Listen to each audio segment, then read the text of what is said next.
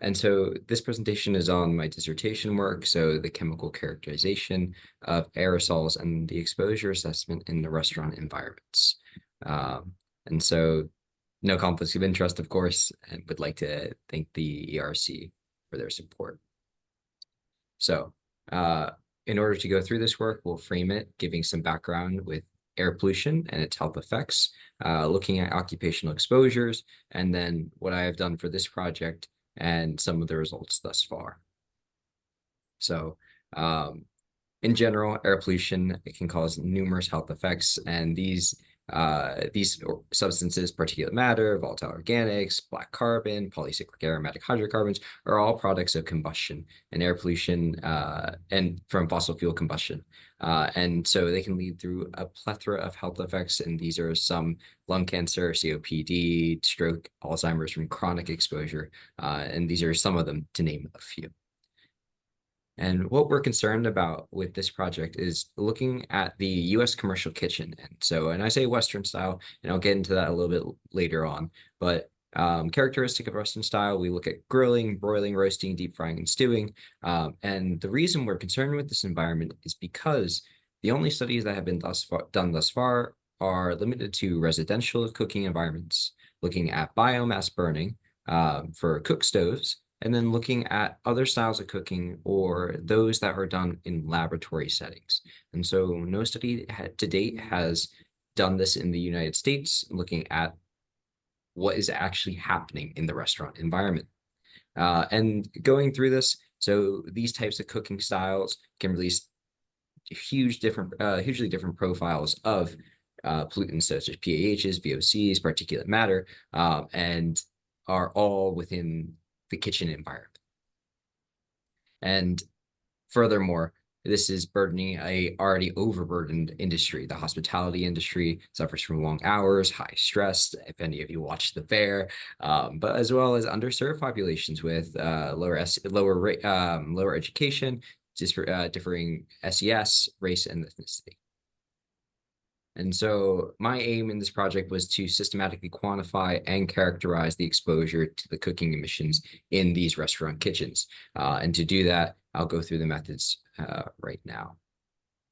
So in order to recruit, I used New York City to advantage, one of the highest concentrations of restaurants in the United States.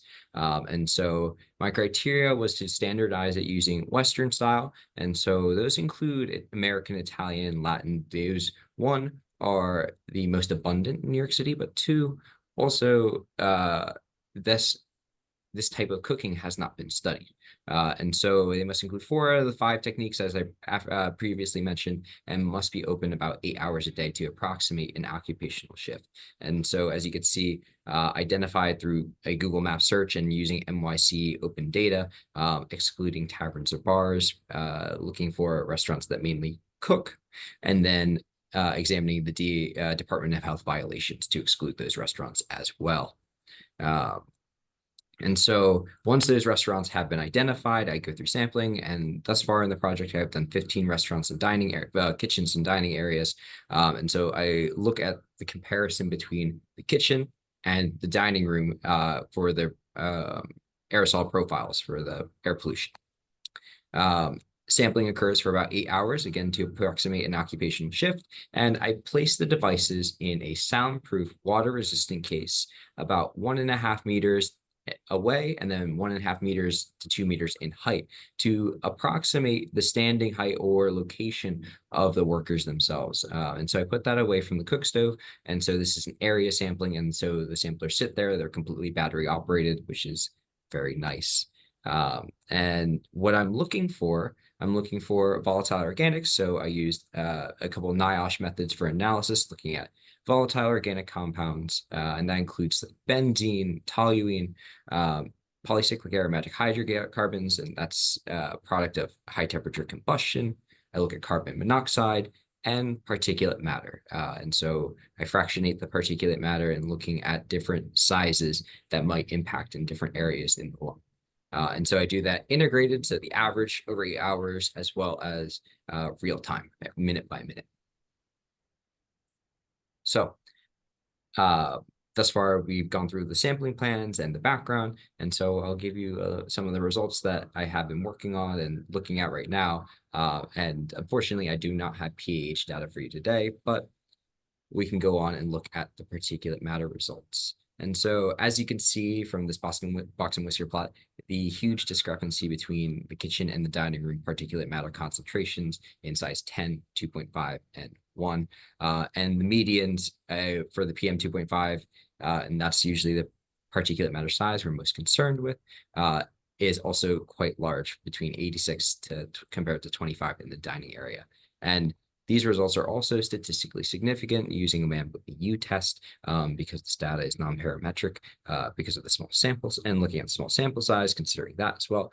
But you see the huge variation in the particulate matter concentrations for the kitchen, and the ones in the dining room are quite tight. And this is even considering open style kitchens, with the kitchens having a clear window to the dining area, and closed, where the dining and kitchen area are partitioned off by a door or a wall. And so, to reiterate, those median concentrations, you can look right there, 120 compared to 28, 86 to 25, and 81 to 22.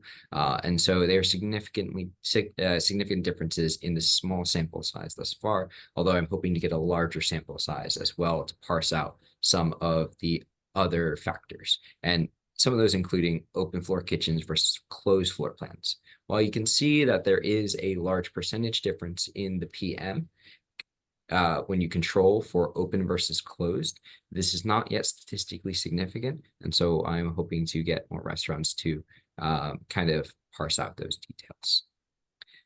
But going off that, what I find very interesting is looking at the open floor plan restaurants, showing the correlation between the dining room and the kitchen particulate matter concentrations. As you can see in this graph, and this is compared to the OSHA-PEL and ACGIH TLV, and granted, those are for respirable PM, and so that's 4 microns and smaller.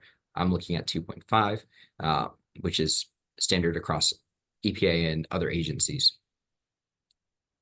The dining room particulate matter follows very closely with the peaks and the spikes in the kitchen PM, showing how tightly those are correlated, especially for an open floor plan restaurant. And so I hope to further analyze this data and looking at those correlations and make those comparisons between closed floor plan and open floor plan. Now, black carbon, on the other hand, and these are very small particles, again, high temperature combustion, did not exhibit the same pattern of diffusion into the dining area.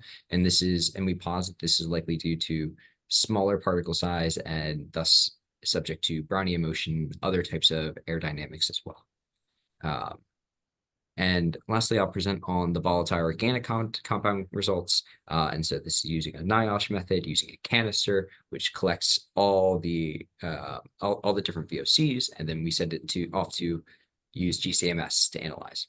And so looking at acetone and benzene and chloroform. And so these ones, while I did sample 15 restaurants, I only have the results for 12 thus far to present to you today.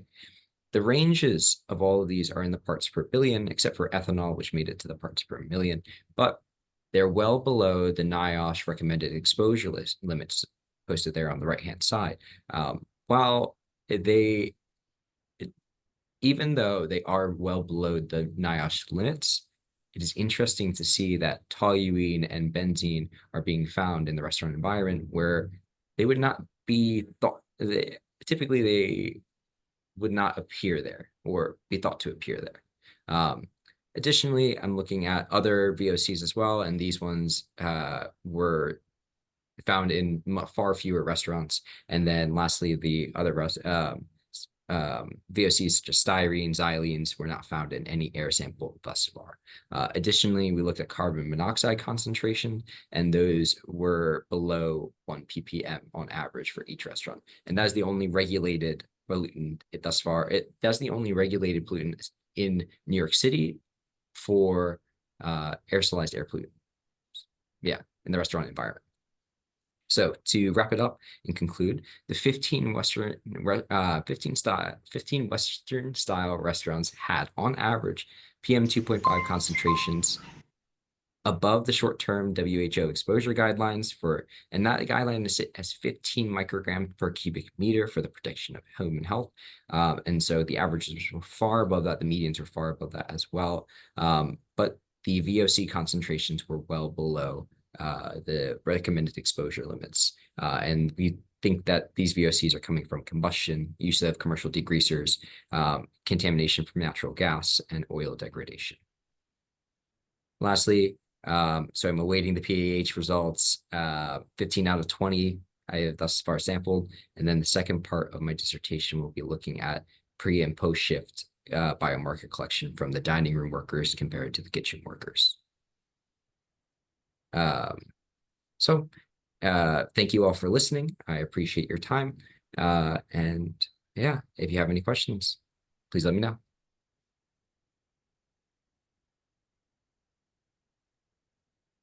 Thank you, Antonio. I think you have one last slide that you wanted to say something. We still have a little bit time. Oh, sure. Yeah.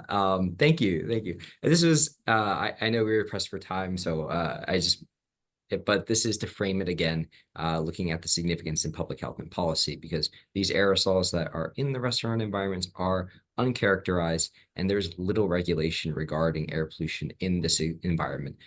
And so OSHA, NIOSH, or New York Department of Health only regulate either visibly smoke or carbon monoxide. And again, this creates a burden for the restaurant workers who have a lot of intersections with different ethnicities and race and could overburden this population.